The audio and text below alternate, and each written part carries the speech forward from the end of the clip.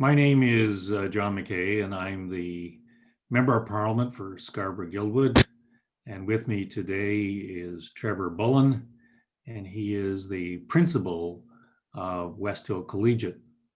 West Hill Collegiate is one of the high schools that I went to.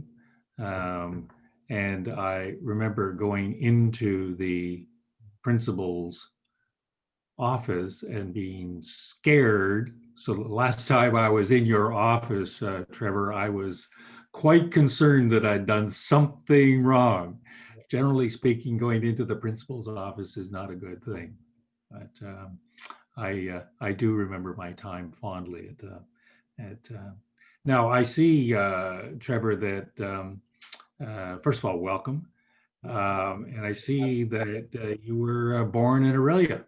Yeah, I was born and raised in Aurelia. It was a great community to grow up in.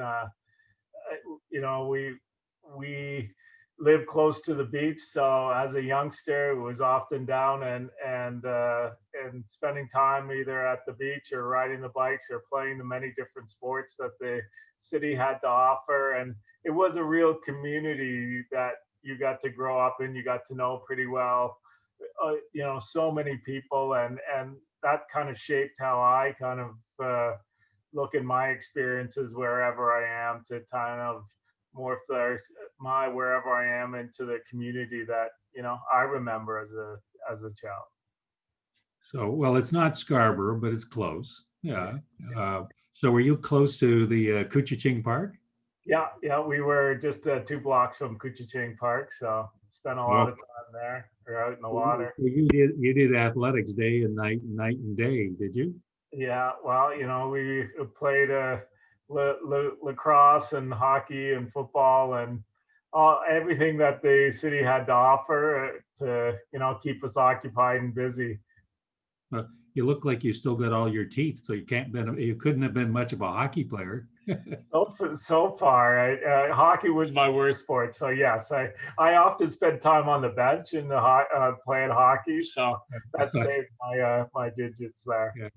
I can understand that. I was always the last chosen, so I got used to the end of the bench. Yeah. Yeah. So you graduated from the high school in Aurelia, and you went off to McMaster Yeah. to study what? Yeah, I did a honors BCom in commerce.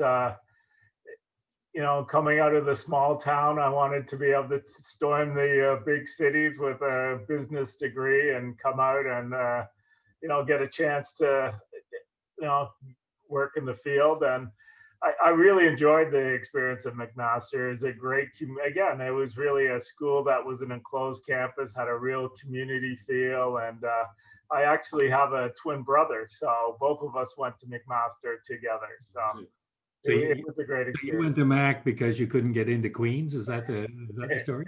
Yeah, well, as a family, I had my family, brothers and my father all went there, so I had to buck the trend and do something different. Okay, so they're disowning you, are they, at this point? That's why I'm in Toronto now and not living in Aurelia. Wrote you out of the will. Too bad for Yeah, you. yeah, So you graduated from this very good, but not nearly as good an institution as Queens. yeah. And what did you do after that? So just after that, I got an opportunity to work as political staff for a cabinet minister in the Ontario government, which was, out of university was a tremendous experience. The energy of working in those kind of offices, as you know, are nonstop, and it was really one of the things that I will always cherish of that opportunity. Well, in Ottawa, we call them the kids in short pants. Yeah. Uh, yeah, they're the recent graduates of university know everything there is to know about Canadian politics, and they're telling some old fart who's won 8 elections, well, this is what you should do. Yeah. Okay, well, that's very helpful. Thank you very Yeah. much. Well, I worked with Dave Christopherson, who eventually went on to to work in Yeah, Ottawa too, and you certainly did well. he was a longtime member and quickly showed us short pants that we needed to make sure that we're following the instructions and doing Yeah. what we're supposed to do. And really, I learned a great deal from him. So was this when Christopherson was in government? Yeah, he was MPP. That was in the In the when May era? the Bob Ray government. Oh, really? Well, that Yeah, would have been fun. That would have been yeah, fun. yeah. Yeah, good for you. Yeah.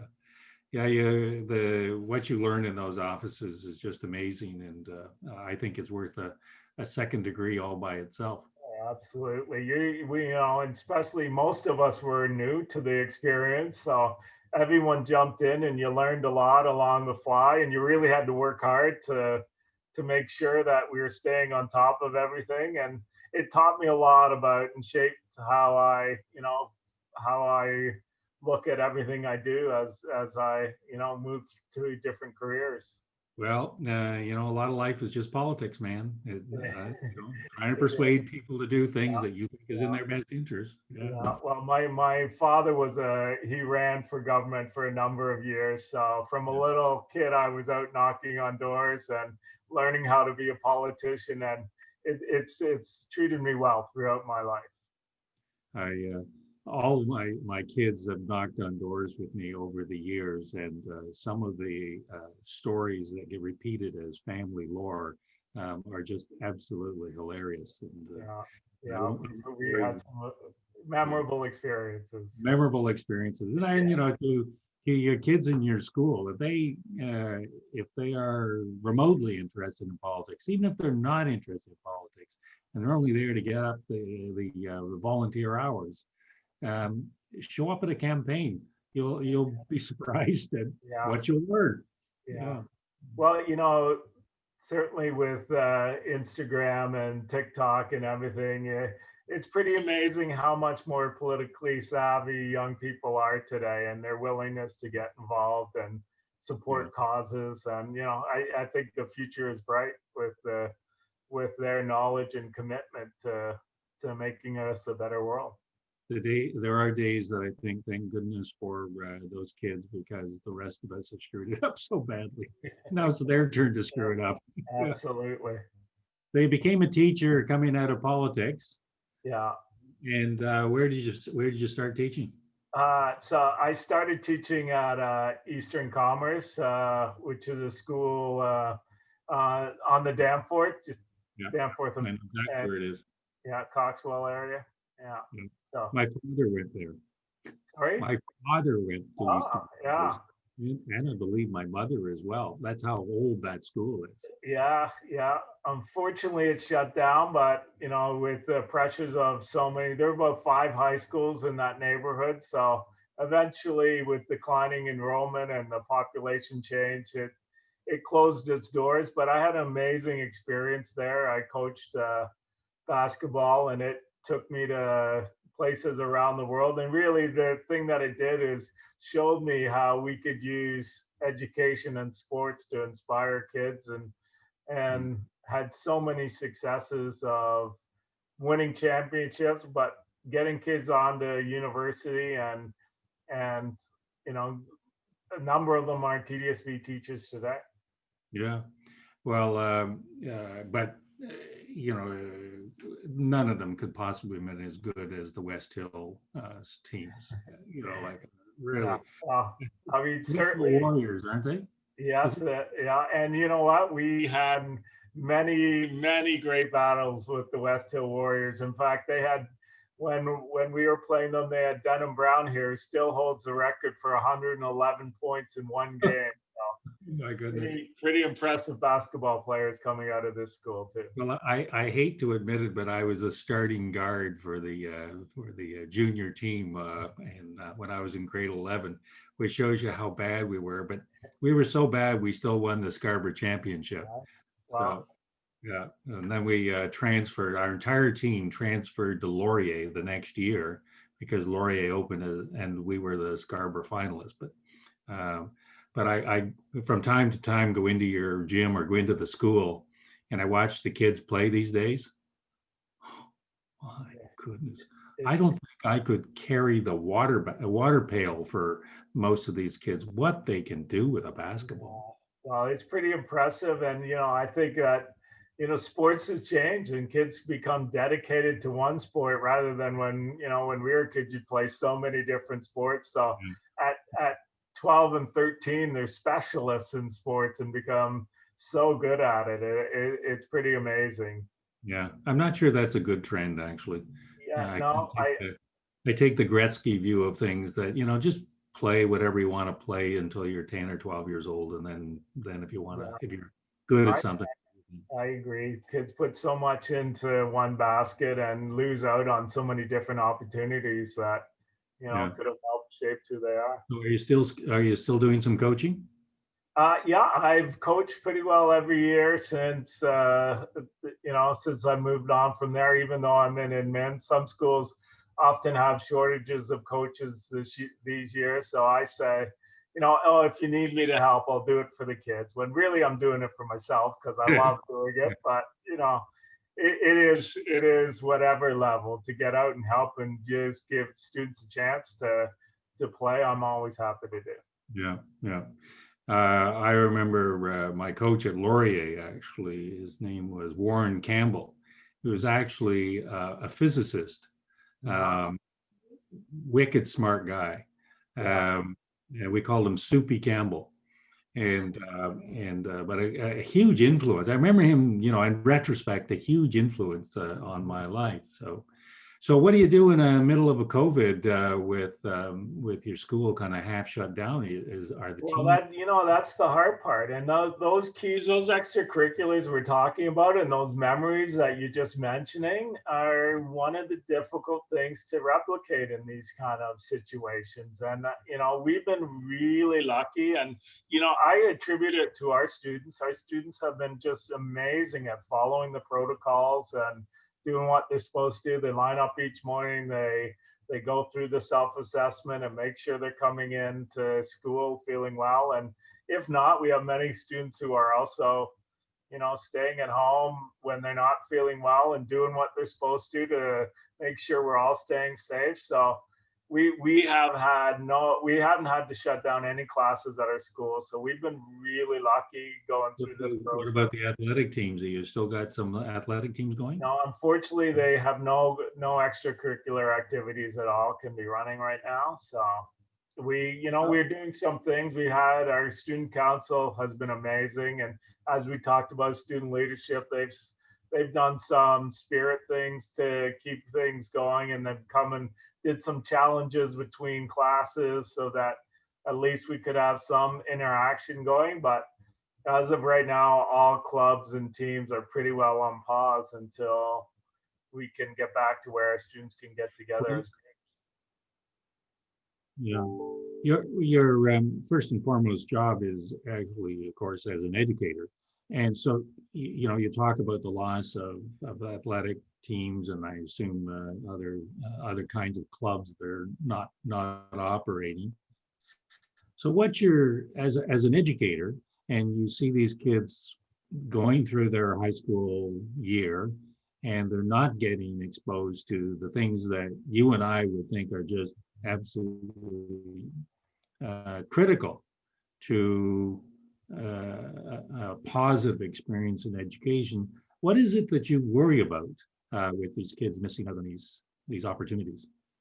well. I think it is having a detrimental effect on some of the youth, and I think especially those who are not even attending school. I mean, a big part of why we're doing this and here is to give students a chance to get out of their home and get back to a bit of a normal routine and be in a classroom and interact with others. And so right now we only have classes of up to 15, and kids stay, half the class comes one day and half the class comes the next day so that we can minimize exposure, and then the other time they're at home doing work. So that is right now our key focus is on making sure that we're giving the students the opportunity to come out and come into the building and interact with each other and interact with the teachers, which for their mental health is huge. But we are also, well aware that staying at home and missing out on these things is really difficult. So we've done some things, like we have this month we're having our academic awards assembly virtually.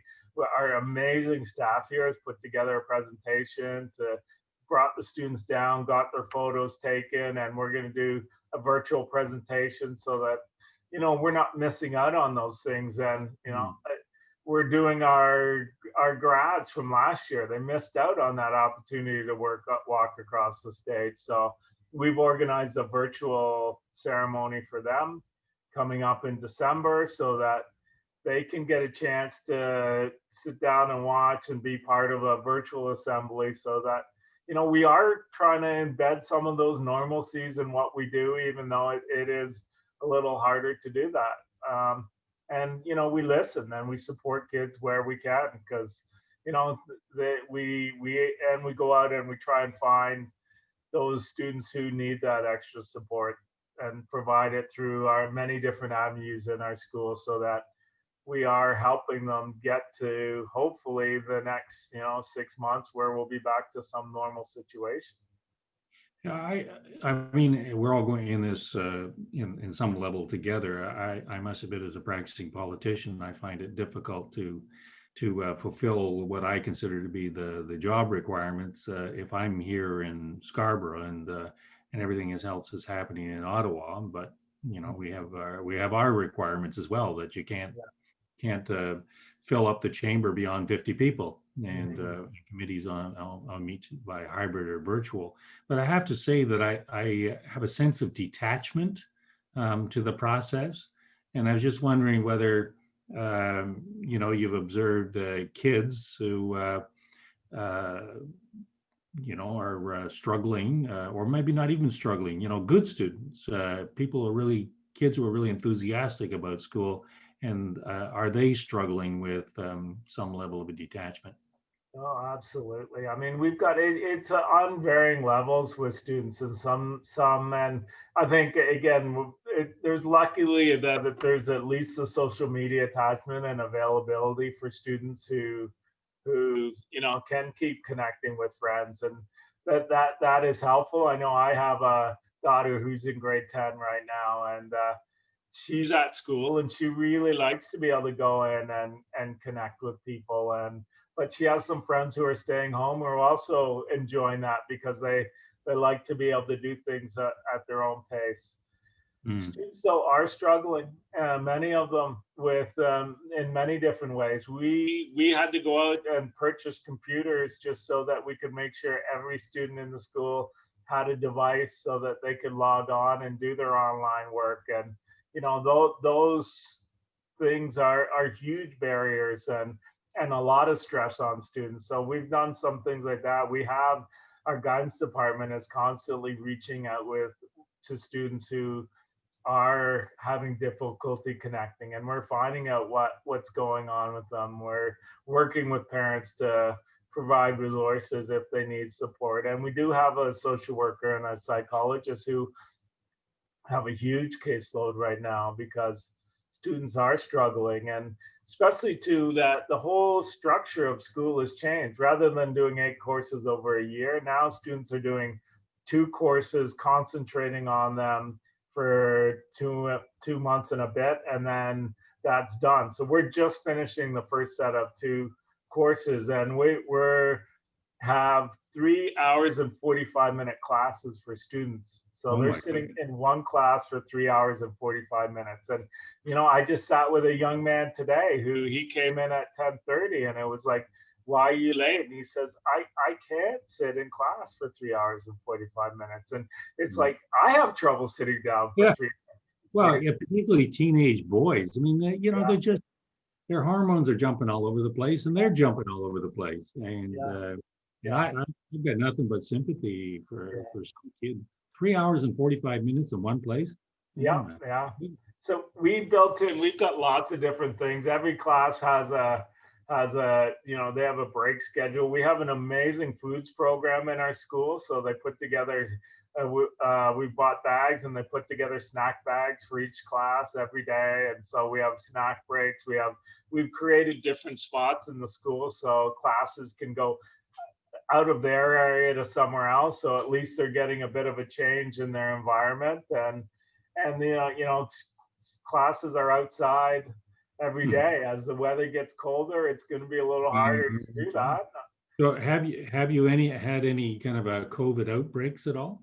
No, we've been really lucky. We had one situation where student, but that's the family was doing the right thing. The student was at home when there was a concern of possibility, so it never actually came into our school. So Mm. we haven't had to shut any classes down as of yet in Is our that school. is that true in the other schools in Scarborough? I'm assuming you're in contact with other It's people. varying. Some I know I just read in the news that one of the schools has 13 cases right now. So it's like, Yeah. and with the numbers climbing, it is getting concerning, and teachers are more concerned. And I spend a great deal of my time talking to students and parents and teachers about the protocol of when you have to quarantine, how you have to quarantine, and there's so many different variations, and I've got a flow chart, and I'm constantly reading through it to let people know what's okay and what's the next stage. And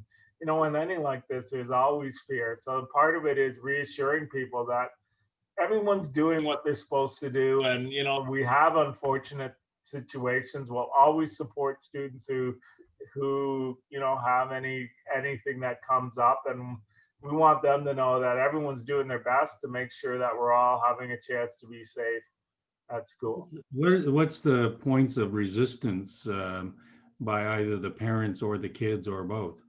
Where do you run a where do you get no, Mr. Bullen, I'm not going to do that kind of thing, either passively or quite directly?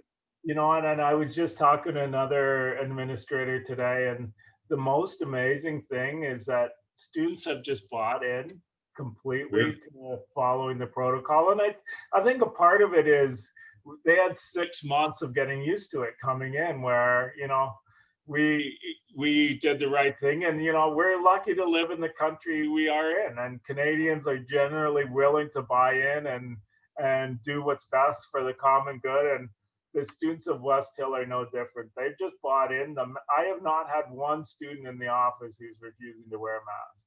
They're all doing what Really? they're supposed to do in the Yeah. classroom. They're buying Well, in, and that is really good. encouraging. Sorry, go ahead. That is very encouraging. Yeah, no, they've Yeah. been great. And really, it's less resistance. It's more not knowing what to do next. And that's where I'm often helping and supporting Yeah. is, yeah, here's our next steps in this situation. Yeah. And what about the parents? Have the parents bought in as well? Well, again, I mean, we get calls and concerns. We anytime you get a case in your school, no matter whether it starts the school, you need to send a letter home. So, we fielded quite a bit of calls from parents just to find out and everyone wants to know who and how close was it to me. And luckily, again, we were able to say, there was no infection or connection to the school at all, but Mhm. I'm always working with, and right now as we move into the next quad, we had to offer the opportunity for any parents who wanted to send their child virtually for next quad. So we've created a survey. We've gone through that. We've talked to parents, and we've now adjusted our schedule. So any kid who wants to go virtual for next quad can go virtual. Mhm. And what about things like the nefarious activities that sometimes go proximate to school grounds? How is all of this COVID protocols being handled by some of the people who are you'd rather not see close to the school? Yeah, part of it too is, again, I have not had one student in the office this year yet, not one. Oh, They are gee. coming into school and they are doing doing, what they're supposed to. I don't have to look out for John McKay's coming into the office Oh this my year. goodness. Geez. It, Yeah. I don't know what you do. yeah. And it's been nice because I've actually been trying to encourage you. For me, this is my first year here. And Yeah. actually, it's my first year as a principal too. So it's been a baptism by fire a little bit. It's My goodness. thrown Yeah. into this whole new conundrum that we're all in. And the one thing that I'm really missing is that true face-to-face contact with students. So Mhm. I've been calling in and connecting with as many kids and students and parents as possible, just so that we can let them know that we've had a great year here. The West Hill students have been fantastic, and But I have it's not not a seen one. baptism. It's not a baptism by fire. This is a baptism by blowtorch. Not Yeah, just, yeah. yeah. Yeah, no, there are many nights I just head home and straight to bed and Yeah. just get ready for the next day because it Well, has been. I can only imagine that exhaustion is part of this new dynamic that, particularly for your teachers who are kind of front line, but also for administration. You're not doing the things you really would prefer to be doing, and and yet you still have to get these kids through the curriculum. Yeah, yeah, and I'm glad you mentioned our teachers. Our teachers have been so incredible at just adapting and making the best of the situation. And it's just not at the beginning of the year. It's been pretty well every 2 to 3 weeks. There's a new thing that has to happen to support kids, and they've just kind of adapted and said, we have to find the best way to support our students, and did whatever they needed to make sure our kids are being successful. So the teaching staff here have been fantastic and so supportive, and that's been helpful. But it is, one of them said, the quote was in the paper, "I'm June tired," and it's Yeah. October. It's like, so Yeah. they're just, everything is coming at them, and it's already, it feels Yeah. like we've been here for a full It's year, and only it's, November. Yeah, we got a few months to go here, kids. yeah, Yeah. yeah, yeah. Yeah. Well, we should wind this up. And maybe the last question should be an invitation to you to say, to directly say to either students or parents, something that you really feel needs to be gotten across to everybody so that we can get through this pandemic.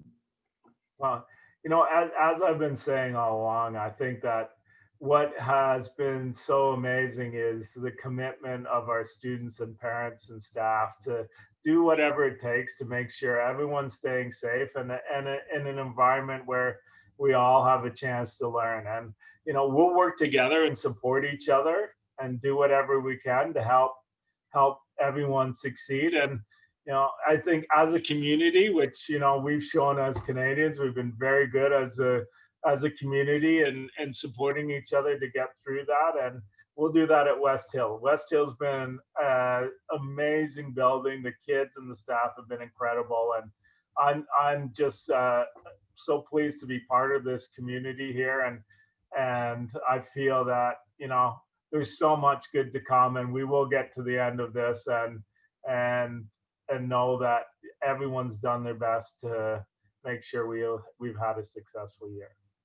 Well, thank you for that, Trevor. That's very encouraging. It's pretty encouraging for the alumni, shall we say? Your possibly your oldest alumni. Yeah. Uh, yeah, and it has, I think trial by blowtorch actually is a little closer to the truth than any of us would care to admit. Um, but yeah, I would continue to encourage you, and I thank you and your staff for the efforts you are putting out in these extraordinary circumstances. I know that the community is thankful for your presence, and I know that West Hill Collegiate is an important high school in our community, and I think it's much better for the fact that Trevor Bullen is its new principal. And again, thank you for doing this. Well, thank you for the opportunity to speak today, Mr. McKay. I really enjoyed our chance to talk. Okay.